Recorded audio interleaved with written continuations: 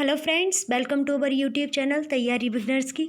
आज है 29 अगस्त 2020। Important current affairs with static GK हम डिस्कस करेंगे, तो वीडियो पूरा देखिएगा, काफ़ी नॉलेजफुल रहने वाला है। अगर आप कोई एंट्रेंस एग्ज़ाम लिखने वाले हो या फिर आप कोई गवर्नमेंट सर्विस की तैयारी कर रहे हो तो वीडियो आपके लिए काफ़ी फ्रूटफुल रहेगा। तो देखते हैं आज के क्वेश्चंस क्या क्या हैं। फर्स्ट क्वेश्चन है, वह मोबाइल ऐप कौन सा है जो एनसीसी कैडेट विद्यार्थियों के देशव्यापी ऑनलाइन प्रशिक्षण का संचालन करने में सहायता करेगा? तो वो है directorate general national cadet corps mobile training app. इस ऐप के द्वारा जो भी कैंडिडेट एनसीसी लेना चाहते हैं तो उन्हें पूरी ट्रेनिंग की सहायता भी मिलेगी और ट्रेनिंग के जो भी रूल्स वगैरह होते हैं सब की जानकारी मिल जाएगी। तो अगर आप एनसीसी लेना चाहते हो तो इसको इंस्टॉल कर लीजिएगा और सारे इंस्ट्रक्शंस वगैरह इसमें से आप नोट भी कर सकते हो और सीख भी सकते हो। अब एनसीसी की बात करें तो इसकी फुल फॉर्म हो जाती है नेशनल कैडेट कॉर्प्स। ओके, अगर पूछ लिया जाए इसकी स्थापना कब हुई तो ये 16 अप्रैल 1947 में इसकी स्थापना हुई थी। मुख्यालय नई दिल्ली में है। आदर्श वाक्य इसका एकता और अनुशासन है, मतलब कि यूनिटी एंड डिसिप्लिन। ओके, सेनापति अगर पूछ लिया जाए कौन है एनसीसी की तो वो हैं director general lieutenant general Rajiv Chopra ji. अगला क्वेश्चन है, रक्षा मंत्रालय द्वारा शुरू की गई जीवन बीमा योजना कौन सी है जो भारतीय जीवन बीमा निगम के माध्यम से भारत भर में फैले छावनी क्षेत्रों में कार्य करने वाले 10,000 से अधिक कर्मचारियों को 5 लाख रुपए का बीमा प्रदान करेगी? अब साधारण शब्दों में याद रखिएगा, रक्षा मंत्रालय और भारतीय जीवन बीमा निगम के माध्यम से शुरू होने वाली योजना कौन सी है जिसका उद्देश्य छावनी क्षेत्र में कार्य करने वाले 10,000 कर्मचारियों को 5 लाख रुपए बीमा प्रदान करना है? तो वो है छावनी कोविड योद्धा संरक्षण योजना। ओके, अब एलआईसी की बात करें तो life insurance corporation of India की स्थापना हुई थी 1 सितंबर 1956 को। मुख्यालय मुंबई में है। अध्यक्ष MR कुमार जी हैं।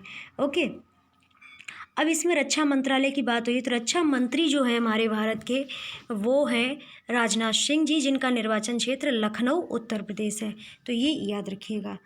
अगला क्वेश्चन है, भारत के किस पावर एक्सचेंज को ग्रीन टर्म अहेड बाजार शुरू करने के लिए केंद्रीय विद्युत नियामक आयोग की मंजूरी मिली है? तो ये जो मंजूरी मिली है IEX इंडियन एनर्जी एक्सचेंज को मंजूरी मिली है। इंडियन एनर्जी एक्सचेंज लिमिटेड की बात करें तो इसकी स्थापना जो है 2008 में हुई थी और हेडक्वार्टर नई दिल्ली में है। अगला क्वेश्चन है, भारत, बांग्लादेश, नेपाल और कौन सा एशियाई देश नदी के डॉल्फिन प्रजातियों के संरक्षण को बढ़ावा देने के लिए एक साथ आए हैं? साधारण शब्दों में समझिएगा, डॉल्फिन फिश को संरक्षित करने के लिए भारत, बांग्लादेश, नेपाल और कौन सा देश एक साथ कार्य करेंगे? तो म्यांमार, भारत, बांग्लादेश, नेपाल, ये 4 देश जो हैं डॉल्फिन को संरक्षित करने के लिए एक साथ कार्य करेंगे। अब भारत के बारे में आप सभी लोग जानते हैं। अब बांग्लादेश की बात करें तो बांग्लादेश की कैपिटल हो जाती है ढाका, करेंसी हो जाती है टका। प्राइम मिनिस्टर वहाँ पर शेख हसीना है, प्रेसिडेंट वहाँ पर अब्दुल हामिद है।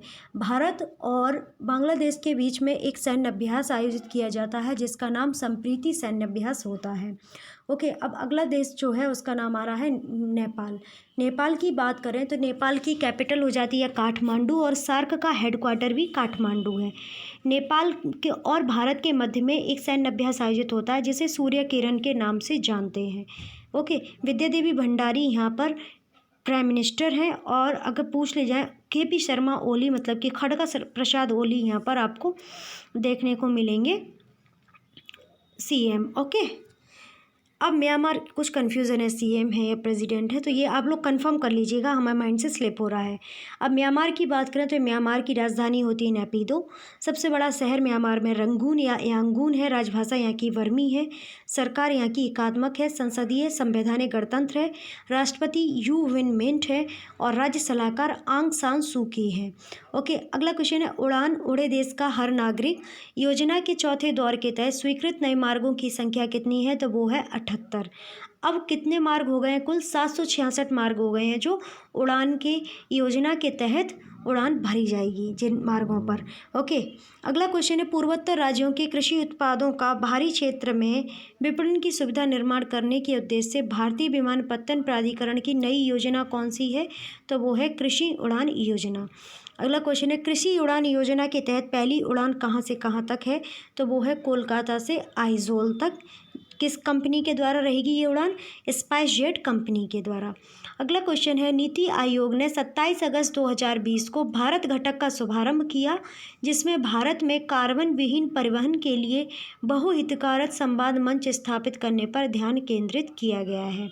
तो national determined contribution transport initiative for Asia के द्वारा ये मंच जो है स्थापित किया गया है। और किसके द्वारा? तो नीति आयोग के सहयोग से इसका शुभारंभ किया गया है।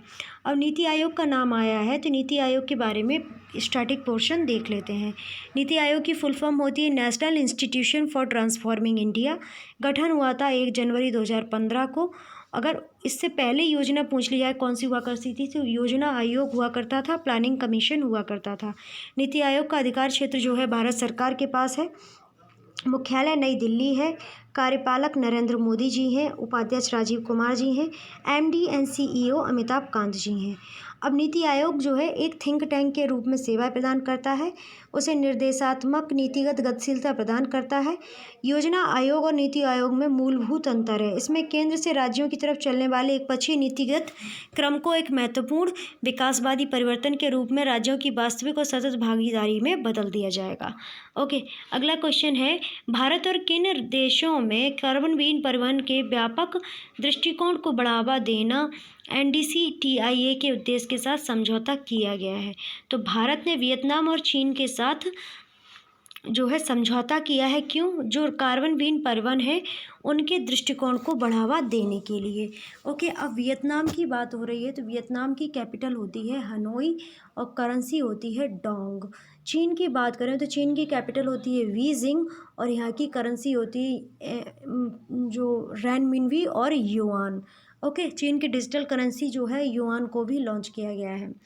अगला क्वेश्चन है, वह पहले व्यक्ति कौन है जिन्होंने $200 अरब की संपत्ति को अर्जित कर लिया है? तो वो है जेफ बेजोस जी। ओके, ये है कौन? ये अमेजोन के, जो अमेजोन है ना ऑनलाइन शॉपिंग प्लेटफॉर्म सबसे बड़ा, तो उसके मुख्य कार्यकारी अधिकारी हैं। अगला क्वेश्चन है, सबसे कम उम्र के लेखक कौन है जिन्होंने अंतर्राष्ट्रीय बुकर पुरस्कार 2020 जीता है? तो वो है मैरीके लुकास रिजनेवेल्ड। ये नीदरलैंड के हैं और इनकी आयु महज 29 वर्ष है। और इनका जो उपन्यास है जिसके लिए इन्हें मैन बुकर पुरस्कार दिया गया है, अंतर्राष्ट्रीय बुकर पुरस्कार दिया गया है, तो वो है द डिस्कम्फर्ट ऑफ इवनिंग। अगला क्वेश्चन है, पहले भारतीय खिलाड़ी कौन है जो कैरेबियन प्रीमियर लीग क्रिकेट में खेले हैं? तो वो हैं प्रवीण तांबे। और ये कौन है? ये लेग स्पिनर हैं। अगला क्वेश्चन है, पहले गेंदबाज कौन है जिसने T20 क्रिकेट में 459 मुकाबलों में 500 विकेट लिए हैं? तो वो हैं ड्वेन ब्रावो और ये वेस्ट इंडीज़ के गेंदबाज हैं। अगला क्वेश्चन है, केरल सरकार के मत्स्य विभाग की पहली पूर्ण रूप से सुसज्जित समुद्री रोकड़यान या एम्बुलेंस कौन सी है? तो वो है प्रतीक्षा, जो कि विजयजाम बंदरगाह में तैनात है। अब केरल की बात करें तो कैपिटल होती है तिरुवनंतपुरम। सबसे बड़ा शहर भी तिरुवनंतपुरम है। तिरुवनंतपुरम का पहले नाम हुआ करता था त्रिवेंद्रम। जिले यहाँ पर 14 है। राजभाषा मलयालम है। गठन 1 नवंबर 1956 को हुआ था। राज्यपाल आरिफ मोहम्मद खान है। मुख्यमंत्री पिनाराई विजयन है। विधानमंडल एक सदनीय है। विधानसभा में 140 सीटें हैं। राज्यसभा में 9 सीटें हैं और लोकसभा में 20 सीटें हैं। केरल में मोहिनीअट्टम और कथकली नामक का लोक नृत्य होता है जो कई बार पूछा जाता है, तो ये जरूर याद रखिएगा। एंड ओणम नामक का त्यौहार जो है फसलों की उगाई के समय मनाया जाता है, वे केरल में ही मनाया जाता है, तो ये भी याद रखिएगा। केरल के नेशनल पार्क की बात करें, एराविकुलम नेशनल पार्क, जो कि केरल और तमिलनाडु की सीमा पर स्थित है और जो हेमीट्रिगिस हाइलोक्रिकिस के संरक्षण के लिए स्थापित किया गया पार्क है। Okay, silent valley national park आपको यहीं देखने को मिलेगा। यहाँ पर हाथी, बाघ, शेर, पूंछ बंदर आदि का जो है संरक्षण किया जाता है। पेरियार नेशनल पार्क की बात करें तो केरल के पश्चिमी शोर पर पेरियार नेशनल पार्क है। इसमें मुख्य तौर से बाघों का संरक्षण किया जाता है। वायनाड वाइल्ड लाइफ सेंचुरी की बात करें तो बाघ और तेंदुओं के लिए वायनाड वाइल्ड लाइफ सेंचुरी जो है प्रसिद्ध है। उडुक्की नेशनल पार्क में हाथी, भेस, भालू, जंगली सुअर, सांभर, जंगली कुत्ते, बिल्लियाँ आदि झुंड जो है नजर आएंगे। तो इनका यहाँ पर सांपों की प्रजातियाँ भी पाई जाती हैं, कोबरा, वाइपर, क्रेट, और ये विषरहित सांप भी यहाँ पर पाए जाते हैं। अगला क्वेश्चन है, छात्रों को सरकारी नौकरियों के लिए ऑनलाइन तैयारी, प्रशिक्षण और सलाह की सुविधा प्रदान करने के लिए किस राज्य सरकार के रोजगार विभाग और M3M फाउंडेशन के बीच समझौता ज्ञापन पर हस्ताक्षर किए गए हैं? तो ये जो हस्ताक्षर किए गए हैं हरियाणा के द्वारा किए गए हैं। हमारे हरियाणा की बात करें तो हरियाणा की राजधानी जो है राजधानी चंडीगढ़, सबसे बड़ा शहर जो है फरीदाबाद है, ज़िले यहाँ पर 22 हैं। राजभाषा हिंदी, हरियाणवी, पंजाबी है। गठन 1 नवंबर 1966 को हुआ। राज्यपाल सत्यदेव नारायण आर्य हैं। मुख्यमंत्री मनोहर लाल खट्टर जी हैं। विधानमंडल यहाँ का एक सदनीय है। विधानसभा में 90 सीटें हैं, राज्यसभा में 5 सीटें हैं, लोकसभा में 10 सीटें हैं। हरियाणा उत्तर भारत का एक राज्य है जिसकी राजधानी चंडीगढ़ है। सीमाएं अगर पूछ लें तो पंजाब, हिमाचल प्रदेश, राजस्थान से जुड़ी हुई हैं। यमुना नदी इसके उत्तर राज्य में के साथ पूर्वी सीमा को परिभाषित करती है। ओके, स्टैटिक पोर्शन की बात करें तो Sultanpur national park, Kaleshwar national park जो है आपको यहीं देखने को मिलेगा। कलेश्वर वन्यजीव अभयारण्य, वीर शिकार गाह वन्यजीव अभयारण्य, छिलछला नेशनल वन्यजीव अभयारण्य, नाहद वन्यजीव अभयारण्य, अबूब शहर वन्यजीव अभयारण्य, भिंडवास वन्यजीव अभयारण्य आपको यहीं देखने को मिलेंगे। खपरवास वन्यजीव अभयारण्य, खौली रायतान वन्यजीव अभयारण्य आपको यहीं देखने को मिलेंगे। सरस्वती वन्यजीव अभयारण्य, वीहड़ बड़ा वन वन्यजीव अभयारण्य, हिरन उद्यान में हिरन पार्क जो है हिसार में है। चिड़ियाघर की बात करें, मिनी चिड़ियाघर भिवानी में है। रोहतक चिड़ियाघर है, मिनी चिड़ियाघर पिपली में है। प्रजनन केंद्र की बात करें तो चिंकारा प्रजनन केंद्र, मगरमच्छ प्रजनन केंद्र, गिद्ध संरक्षण एवं प्रजनन केंद्र, तीतर प्रजनन केंद्र, मोर और चिंकारा प्रजनन केंद्र जो है हरियाणा में देखने को मिलेंगे। गोरखपुर हरियाणा अणु विद्युत परियोजना का एक प्रस्तावित जो है ऊर्जा संयंत्र है। तो गोरखपुर जो एटॉमिक पावर प्लांट है कहाँ पर है? हरियाणा में है। ये कहाँ पर है? फतेहाबाद जिले के गोरखपुर गांव में स्थित है। ओके, 13 जनवरी 2014 को इस परियोजना का जो उद्घाटन किया गया था उस समय के प्रधानमंत्री मनमोहन सिंह जी के द्वारा किया गया था। अगला क्वेश्चन, आंध्र प्रदेश सरकार की नई योजना कौन सी है जो 30 लाख लोगों को पौष्टिक भोजन प्रदान करने के लिए 1 सितंबर से लागू हो जाएगी?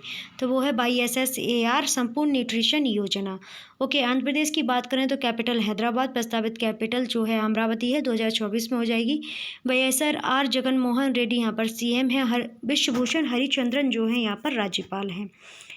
अगला क्वेश्चन है, ओडिशा सरकार द्वारा दिया गया बस 2019 के लिए विजू पटनायक खेल पुरस्कार की विजेता कौन है? तो वो हैं जयंती वेहेरी जी, जो कि एक दिव्यांग खिलाड़ी हैं। अब ओडिशा की बात करें तो राजधानी भुवनेश्वर, सबसे बड़ा शहर भुवनेश्वर, जिले यहाँ पर 30 हैं। राजभाषा ओडिया है। गठन 26 जनवरी 1950 को हुआ। राज्यपाल गणेशी लाल जी हैं। मुख्यमंत्री नवीन पटनायक जी हैं। विधानमंडल एक सदनीय है।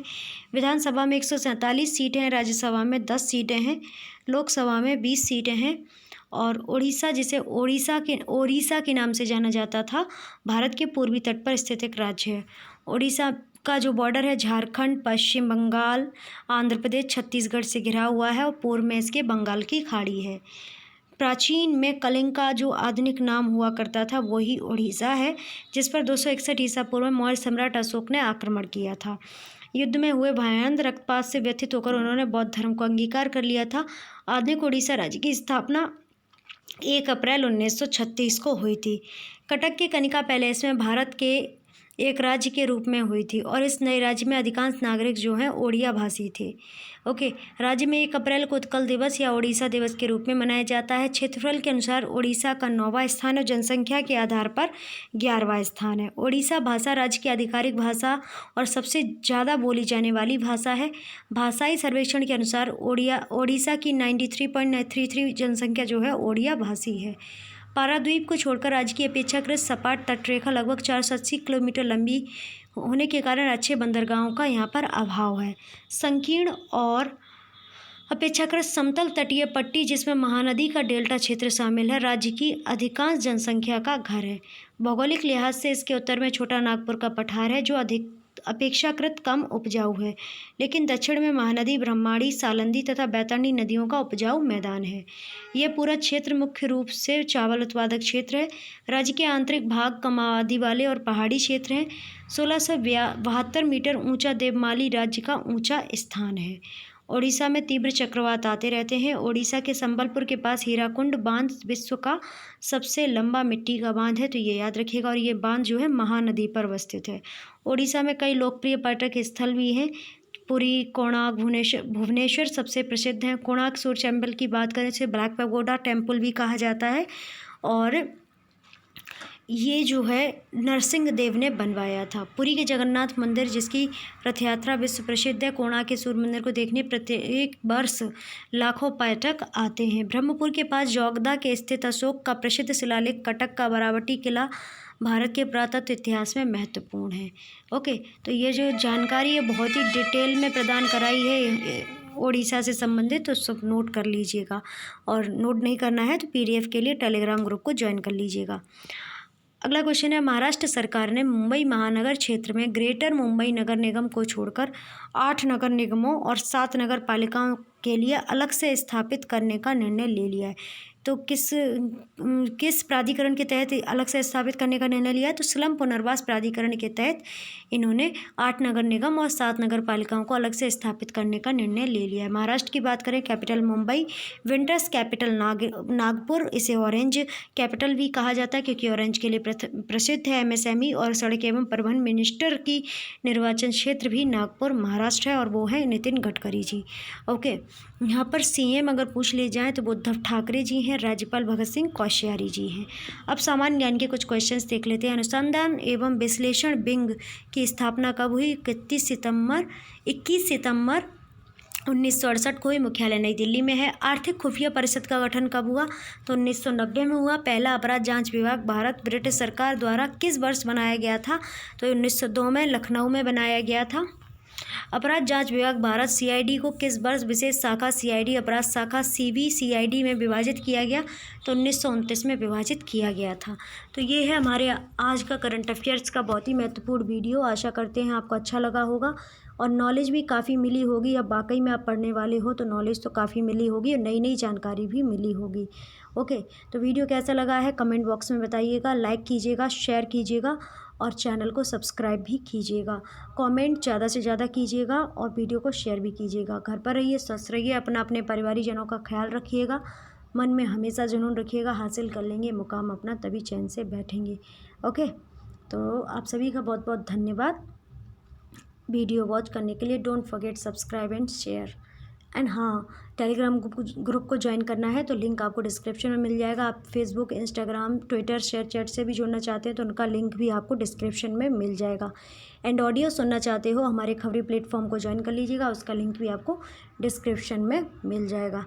ओके, तो वीडियो की डिस्क्रिप्शन में आप जाएंगे तो वहाँ पर आपको सभी लिंक मिल जाएंगे। ओके, तो don't forget subscribe and share. Thank you.